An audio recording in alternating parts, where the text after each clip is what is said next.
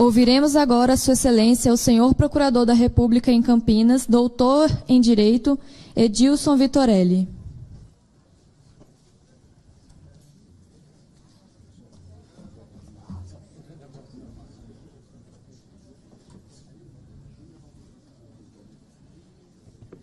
Senhoras e senhores, muito boa tarde. Eu queria agradecer ao Tribunal de Contas da União este convite para estar aqui hoje. Queria dizer-lhes, em primeiríssimo lugar, que eu estou aqui hoje a convite do Tribunal, não represento aqui o Ministério Público, que já foi representado pela excelentíssima senhora Procuradora-Geral da República, que é quem fala efetivamente pelo Ministério Público Federal. Eu vim aqui como estudioso, elaborei uma nota sobre o assunto que o Tribunal de Contas entendeu interessante e, por isso, me estendeu este convite, o qual eu agradeço muito sinceramente. Eu vou ser bastante direto por conta da premência do tempo e eu estabeleci aqui apenas 4 pontos precedidos de uma introdução e sucedidos de uma conclusão. E eu vou fazer referência em vários momentos, assim como o doutor Odilon que me precedeu, às falas dos nossos queridos colegas anteriores, exatamente porque a premissa aqui é a premissa do diálogo. A título de introdução, e pegando um gancho na palestra do professor Francisco Gaetani, eu diria que se há algum tipo de neblina na situação que nós vivemos hoje no Brasil, essa é uma neblina altamente desejável. Pela primeira vez, o cidadão brasileiro discute corrupção. Pela primeira vez, há 2 meses do início da Copa do Mundo, a revista Veja lança um teste: qual ministro sou eu? E não qual jogador da seleção sou eu. Podemos estar discutindo isso com uma série de equívocos, com polarização, com vários problemas, mas estamos discutindo. Coisa que nunca aconteceu neste país. Então, com todos os problemas que esse fenômeno carrega, me parece que ele é um fenômeno que tem aspectos altamente positivos. Ponto número 2, e ainda nesse aspecto introdutório. Eu gostei muito da apresentação do professor Gaetani e eu vi aquelas barrinhas coloridas sobre o que faz, o que o gestor lê. E eu me lembrei de Winston Churchill, que dizia que as únicas estatísticas nas quais você pode confiar são aquelas que você mesmo falsificou. Não que as estatísticas do professor Gaetani sejam falsas, mas é que elas permitem várias leituras. E a leitura que eu fiz, se vocês pegarem as barrinhas, é que o tamanho da barrinha que diz órgãos de controle não é muito maior do que a que diz pesquisas empíricas e surveys. A diferença não é muito grande, o que me pareceu surpreendente, porque antes de ser do Ministério Público Federal, eu fui procurador do Estado de Minas Gerais, que também é o estado do professor Gaetani, somos conterrâneos, e durante toda a minha carreira como procurador do Estado, eu só fiz licitação, eu não fiz mais nada. A única coisa que eu fiz na minha vida, eu nunca fiz uma contestação padrão, nunca fiz uma execução fiscal. Tudo que eu fiz na minha vida foi licitação. Eu licitei mais de 6 bilhões de reais, muitos dos quais devem ter sido supervisionados por este tribunal, uma vez que eram verbas repassadas pela União. E me pareceu muito bom o resultado de que os gestores estão lendo pesquisas empíricas e surveys quase tanto quanto estão lendo as decisões deste tribunal. Isso me pareceu realmente algo de se apreciar. Ponto número 3, em relação ao problema do controle e do que o gestor tem medo da secura das canetas, eu diria que até hoje, que eu saiba, ninguém fez um survey perguntando aos gestores do que eles têm medo. Eu posso dizer a vocês, como quem já esteve do lado dos gestores, que ainda que os gestores tenham medo de controle, os gestores têm medo de superiores hierárquicos, os gestores têm medo de perder os cargos comissionados, os gestores têm medo de serem pressionados pelos seus chefes. E aí, numa conjunção astral, eu trouxe aqui a primeira página do Estado de São Paulo do dia de hoje, que diz: sem regra clara, agências são dominadas por políticos. é a matéria principal do Estado de São Paulo de hoje. E, mais adiante, é a matéria de capa do caderno Economia e Negócios. Dominadas por indicações políticas, agências têm 11 vagas na prateleira. E aí, nesta reportagem, há um trecho do professor Gessner Oliveira dizendo o seguinte: o loteamento político das agências é um dos maiores problemas do Brasil. Então, há outras hipóteses igualmente razoáveis para se justificar por que existe essa tal secura das canetas que deveriam ter sido pesquisadas cientificamente antes que se presumisse que ela decorre de um excesso de controle. Eu entro, então, especificamente agora nos pontos relacionados ao projeto. E aqui eu acompanho um texto do professor Marçal, que eu já tinha preparado antes de saber que o professor Marçal me antecederia aqui, que foi publicado no Jota, e nesse texto, bastante direto, bastante pontual, eu usei como tópicos da minha apresentação. O primeiro é um trecho que diz que o Brasil necessita de mais investimentos e que isso depende de segurança jurídica, previsibilidade e transparência. E aí eu fui ao projeto verificar se ele proporciona esses três valores: segurança jurídica, previsibilidade e transparência, citação do professor Marçal. Em 11 artigos, este projeto utiliza 39 conceitos jurídicos indeterminados. Eu contei. Quando eu cheguei aqui eram 36, mas à medida que as pessoas foram falando, eu fui descobrindo outros. Então, se vocês continuarem a contagem, possivelmente descobrirão mais do que 39. E eu os anotei todos. E vou citar alguns: valores jurídicos abstratos, consequências práticas, adequação da medida, possíveis alternativas, proporcional e equânime, interesses gerais 3 vezes, peculiaridades do caso 2 vezes, natureza e gravidade da infração, quando indispensável, proporcional, equânime e eficiente, orientações gerais 2 vezes, atos públicos de caráter geral, jurisprudência judicial ou administrativa majoritária, doutrina, exercício regular, e o que eu mais gosto, é o meu favorito, que eu deixei por último, que é interpretação razoável. Esse é o melhor. Interpretação razoável. Ou seja, na verdade, ninguém pode contestar nada do que eu disser aqui, porque basta que seja uma interpretação razoável que eu estarei correto. Então, eu realmente não consigo ver como é que um projeto que em 11 artigos tem 39 conceitos indeterminados proporcionará qualquer tipo de acréscimo à segurança jurídica, previsibilidade e transparência. Ponto número 2, responsabilidade do administrador por erro grosseiro. Essa questão já foi referida anteriormente. Vamos ser aqui bastante sinceros e abertos. O que se quis aqui foi excluir a responsabilidade por culpa.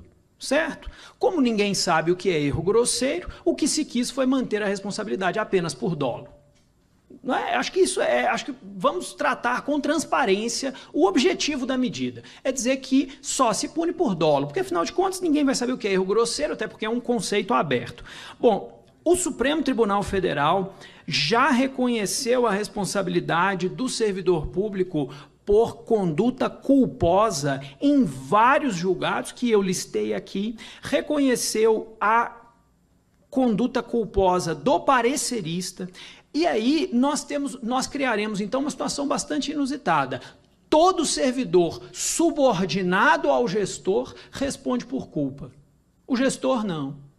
Então, o motorista da administração que causar um acidente com o veículo público, no qual ele seja imperito, imprudente ou negligente, será responsabilizado pelo valor integral do veículo destruído. O gestor, chefe desse motorista, que pratique um ato com imperícia, imprudência ou negligência, não é passível de responsabilização, a menos que ele pratique um erro grosseiro. Quer dizer, é uma coisa no mínimo curiosa. Em 1610, Sir Edward Coke disse num julgado, Thomas Benham versus College of Physicians, que em muitos casos o direito vai controlar os atos do governo. Se nós queremos mudar essa premissa e partirmos da premissa de uma administração irresponsável, me parece que deveríamos fazê-lo de baixo para cima e não de cima para baixo. Vamos começar liberando os servidores menos escolarizados, mais carentes, menos passíveis de se defender, e não os servidores que estão no alto da cadeia alimentar da administração pública. Outro ponto, muito se repetiu aqui que o administrador é punido sem culpa, etc, etc, etc, que há uma responsabilidade quase que objetiva do administrador, porque as interpretações mudam, etc. Como o doutor Odilon disse antes de mim, não há nenhuma pesquisa empírica que demonstre isso. Onde estão esses mártires? Há erros? Claro que há, mas hoje mesmo a polícia militar matou uma pessoa na Bahia com bala perdida. Isso significa que vamos acabar com a polícia militar? Que a solução para o erro é a extinção da instituição? Vamos tratar os erros nos casos em que eles foram cometidos. Vamos buscar os casos, vamos levantar os casos, vamos descobrir por que esses erros ocorreram e aí sim vamos buscar a correção. Então, a extrapolação, esse viés de disponibilidade que faz com que nós tomemos casos que são excepcionais e os tomemos como se fossem regras. Foi por essa teoria que Richard Thaler obteve o prêmio Nobel, por demonstrar que nós temos a tendência de extrapolar equivocadamente casos que são excepcionais. É isso que nós precisamos tratar. Vamos descobrir que casos são esses, vamos ver se a causa é essa. Porque todo mundo vai se lembrar de um caso, mas a quantos % dos casos esse um caso representa no universo de julgamentos que acontecem dentro desse tribunal? Esse, na minha opinião, é que seria a grande questão. O terceiro e penúltimo ponto são as normas abstratas. O projeto diz que o juiz não pode decidir com base em normas abstratas. Supondo que nós consigamos estabelecer qual é a diferença entre normas abstratas e normas não abstratas, coisa que eu não sei, e ao que parece o legislador também não sabe, porque ele não definiu. Ele disse apenas que são normas abstratas e não disse quais são.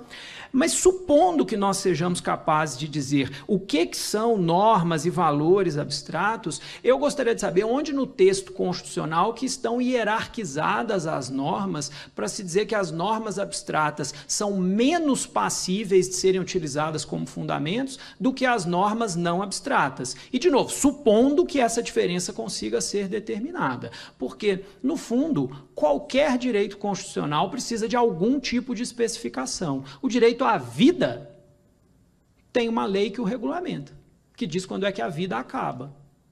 Então, qual é a diferença entre uma norma abstrata e uma norma não abstrata? Nós vamos dizer que o direito à vida é uma norma abstrata? Claro que os graus de abstração variam, mas quando que uma norma deixa de ser concreta e passa a ser abstrata para se enquadrar aqui no artigo 21? Outro ponto, o juiz deve considerar as consequências, ainda dentro desse, as consequências de suas decisões. Aqui, se a interpretação desse texto for aqui que colocou o professor Marçal, eu estou de pleno acordo. Ou seja, se o administrador trouxe aos autos a consideração sobre as consequências, é evidente que o juiz precisa levá-las em consideração, por força do artigo 489, parágrafo 1º do CPC. Se isto foi trazido aos autos, é dever do juiz considerá-lo na sentença. Se não foi, é evidente que não é. Se não foi, é evidente que não é. Então, ou o projeto é inútil, porque o CPC já diz isso, ou é inconstitucional, porque limita a fundamentação do juiz, excluindo determinadas normas do horizonte de fundamentação. Então, temos duas opções. Se for apenas para discutir o que o administrador trouxe aos autos, o projeto é inútil. 489, parágrafo 1º do CPC, já o resolveu. Se for para dizer que o juiz não pode decidir, a menos que debata fundamentos que não estão nos autos, e a menos que se baseie em normas que não são abstratas, então esse projeto é inconstitucional, porque ele exclui do espectro de liberdade de fundamentação do juiz que lhe é garantido constitucionalmente, determinado arcabouço de normas jurídicas. Ou ele exige que o juiz tenha, sim, conhecimentos extraprocessuais, coisa que ele não pode ter. Então, das duas opções, para mim, são indiferentes. Se quiserem escolher uma das duas, ficar com inútil ou inconstitucional, para mim, não faz nenhuma diferença. Quarto ponto do projeto, a ação declaratória. A ação declaratória, a famosa ação declaratória que já foi referida várias vezes. E esse é meu último ponto. Quando eu li essa ação, eu gosto muito de direito canônico, é uma das minhas esquisitices. Quando eu li essa ação, eu me lembrei do cânone 993 do Código de Direito Canônico, que diz: a indulgência é parcial ou plenária, conforme liberta em parte ou no todo da pena temporal devida pelos pecados. Este dispositivo é uma indulgência plenária. O que se quer aí é um sinônimo temporal de indulgência plenária. É a coisa julgada erga omnes. Essa coisa julgada erga omnes viola frontalmente dois dispositivos constitucionais. Artigo 5º, inciso 35. A lei não excluirá da apreciação do Poder Judiciário lesão, ameaça, direito. Você vai dizer, ok, mas o administrador submeteu ao Judiciário. Tá bom. Então, se você acha que isso está muito abstrato, e eu não tenho mais tempo, já foi esgotado aqui o meu tempo para construir melhor esse raciocínio, esse dispositivo fere o artigo 5º, inciso 73, garantia da ação popular. É direito do cidadão questionar os atos da administração. E esse direito não pode ser obstado por uma norma infraconstitucional.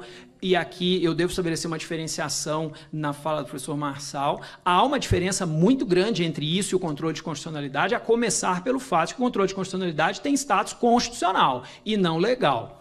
E segundo, que o controle de constitucionalidade compara normas abstratas e a interpretação dessas normas em abstrato com o texto abstrato da Constituição. O que se quer aqui é declarar a constitucionalidade de fatos, de contratos, de atos concretos. E não é a mera constitucionalidade. É a constitucionalidade, validade, juridicidade, economicidade e tudo um pouco mais. Ou seja, é uma indulgência plenária, efetivamente.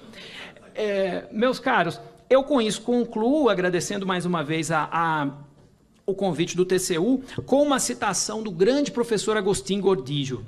Agostinho Gordillo disse o seguinte: a inexistência, no seu Tratado de Direito Administrativo, a inexistência de responsabilidade dos agentes públicos significa, na prática, outorgar-lhes a impunidade para seguir causando os mesmos danos. É importante que o Estado e o servidor público sejam simultaneamente responsáveis para evitar a reiteração de condutas ilícitas e, com isso, garantir os direitos do cidadão.